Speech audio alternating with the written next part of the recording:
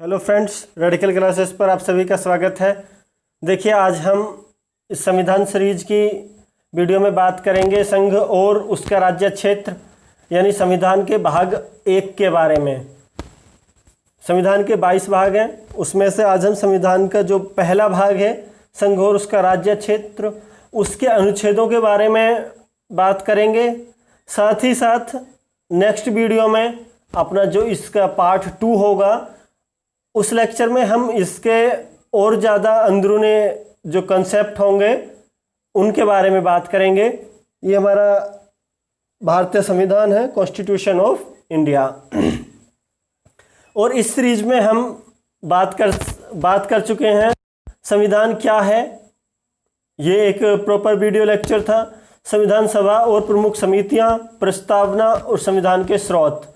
साथ ही साथ मैंने इन सभी वीडियो लेक्चर्स के साथ साथ एक यानी इनका पार्ट 2, वीडियो का पार्ट 2 भी बनाया है।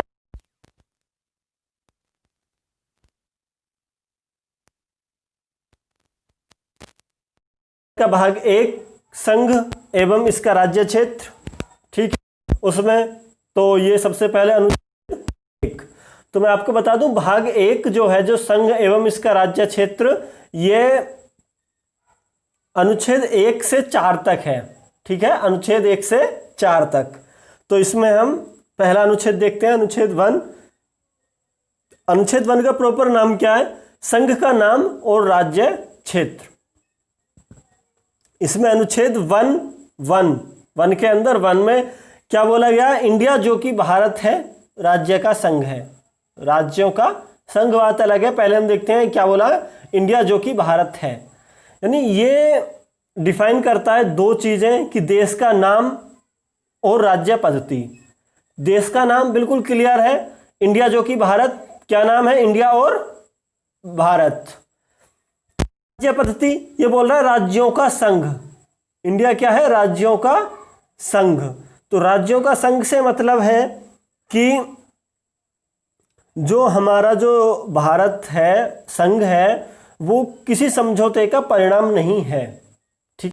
राज्यों का संघ है मतलब किसी समझौते का परिणाम नहीं है।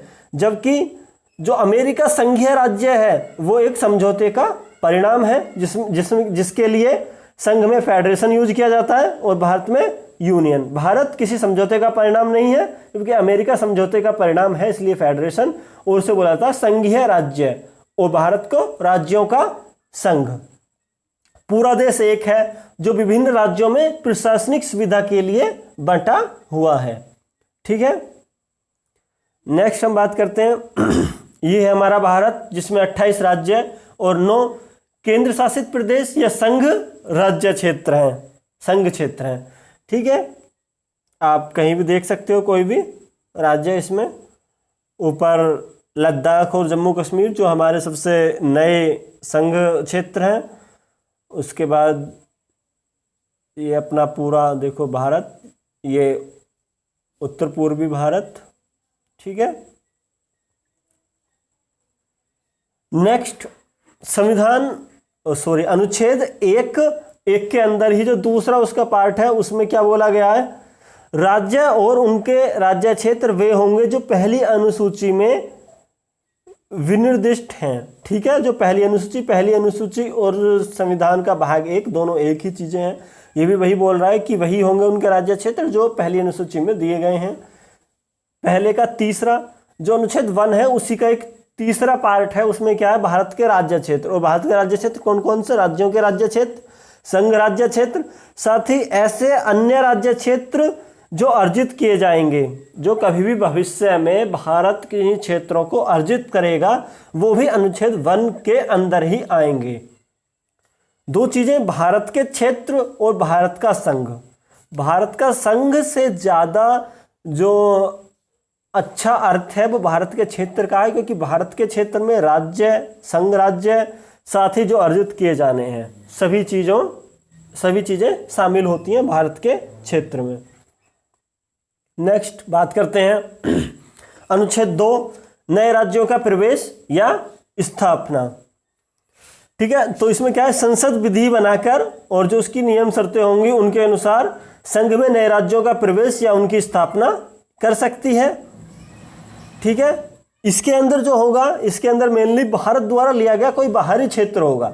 ध्यान रखना, अनुच्छेद 3 भी यही कहेगा। अभी हम अनुच्छेद 3 को देखेंगे, लेकिन पहले हम अनुच्छेद 2 को देख रहे हैं। तो 2 में क्या है, संसद विधि बनाकर यानी नियम कानून द्वारा नए राज्यों का प्रवेश या स्थापना कर सकती है। ये जो नए राज्य होंगे इस अनुच्छेद 2 में, ये भारत द्वारा लिया गया कोई बाहरी क्षेत्र होगा जो नया राज्य बनाया जा रहा होगा। नेक्स्ट इसमें एक लिखा हुआ है, देखो, बेरूवादी केस 1960। तो इसमें ये केस बहुत ज़्यादा इंपॉर्टेंट होते हैं। इसमें मैं आपको सुप्रीम कोर्ट का क्या निर्णय आया था उसके बारे में बताता हूँ।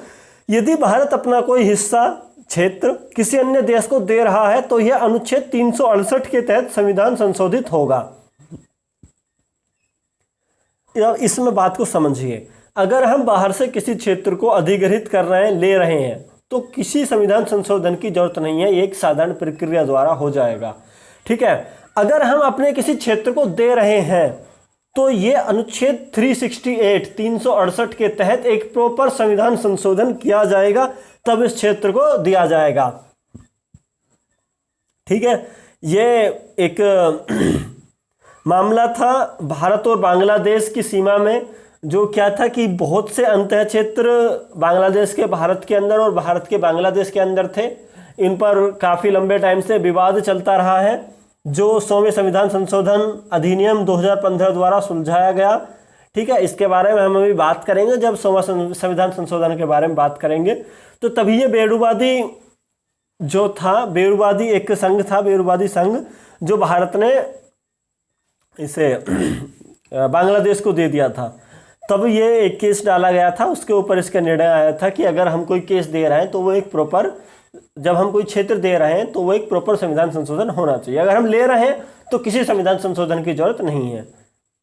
नेक्स्ट, तो ऐसा ही एक एग्जांपल देख लेते हैं। देखो, जब हमने लिया है सिक्किम राज्य, सिक्किम राज्य के लिए हमें 35वां संविधान संशोधन किया, जिसमें अनुच्छेद 2 क जोड़कर सिक्किम भारत संघ का सह राज्य है। देखो, सह राज्य एक नया शब्द था, इसलिए अनुच्छेद 2 क जोड़ा गया। नेक्स्ट, फिर तभी 36वां संविधान संशोधन किया गया, भारत संघ का पूर्ण राज्य बना दिया गया। ठीक है, पूर्ण राज्य, और 2 के साथ ही समाप्त कर दिया। सह राज्य का दर्जा सिर्फ सिक्किम को ही मिला था अनुच्छेद 35 के द्वारा, और 36 में उस दर्जे को खत्म करके इसे भारत का पूर्ण राज्य बना लिया गया। ये रहा, देखो, सिक्किम। ठीक है, राजधानी गंगटोक, जो सीमा लगती है वो चाइना से एक तरफ नेपाल से, एक तरफ भूटान से। ठीक है, और इसके सिक्किम से जो हमारा लगता हुआ राज्य है वो है वेस्ट बंगाल। नेक्स्ट देखते हैं हम अनुच्छेद 3। देखो, आ गया अनुच्छेद 3, नए राज्यों का निर्माण वर्तमान राज्यों के नाम। ठीक है, नए राज्यों का निर्माण वर्तमान राज्यों के नाम, क्षेत्र और सीमा में परिवर्तन। अब ये कोई किसी भी नए राज्य का निर्माण 2 राज्यों को मिलाकर, या एक कोई नया राज्य बना रहा है उसमें से दूसरे से जमीन ले ली, इस तरीके से वर्तमान राज्यों के नाम, क्षेत्र और सीमा में परिवर्तन, ये सभी किसके अंदर आता है? अनुच्छेद 3 के अंतर्गत। तो अनुच्छेद 3 के अंतर्गत और डेस्क्रिप्टिव में देखते हैं और थोड़ा सा डिटेल्ड में देखते हैं इसे। ठीक है,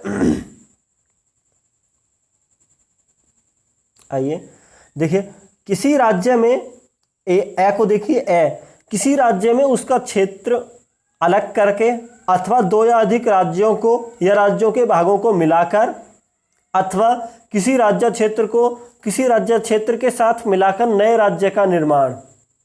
ठीक है, राज्य क्षेत्र में से उसका क्षेत्र अलग करके कोई नया राज्य बना रहे हैं, या फिर 2 या अधिक राज्यों को मिलाकर। ठीक है, किसी राज्य क्षेत्र को किसी अन्य राज्य क्षेत्र के साथ मिलाकर नए राज्य का निर्माण। ब, किसी राज्य का राज्य क्षेत्र बढ़ा सकेगी, राज्य क्षेत्र घटा सकेगी। स, द, सीमा में परिवर्तन कर सकेगी। ड, किसी राज्य के नाम में परिवर्तन कर सकेगी। कौन? संसद। ठीक है, इतनी ये सारी चीजें आती हैं अनुच्छेद 3 के अंतर्गत। अब इसमें ये सभी प्रावधान जब किए जाएंगे, ठीक है, जो किसी भी राज्य के साथ जब ये प्रावधान किए जा रहे हैं, तो उससे पहले एक बिल लाना संसद में जरूरी है। और वो बिल जो आएगा वो राष्ट्रपति की पूर्व मंजूरी पर लाया जाएगा। और जब राष्ट्रपति इस बिल को मंजूरी देंगे उससे पहले राष्ट्रपति इस बिल को संबंधित राज्य, ठीक है, संबंधित राज्य के पास इस बिल को भेजेंगे। लेकिन जो उस राज्य की जो भी कोई मांग होगी या जो भी कोई बात होगी उसे मानने के लिए राष्ट्रपति या संसद बाध्य नहीं है।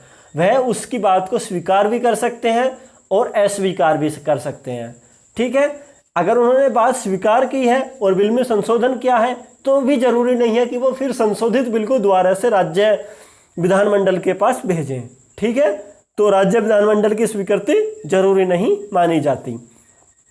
नेक्स्ट हमने नीचे एक केस के बारे में लिखा है, बाबूलाल बनाम बम्बई राज्य केस 1960। तो इसके बारे में जान लेते हैं।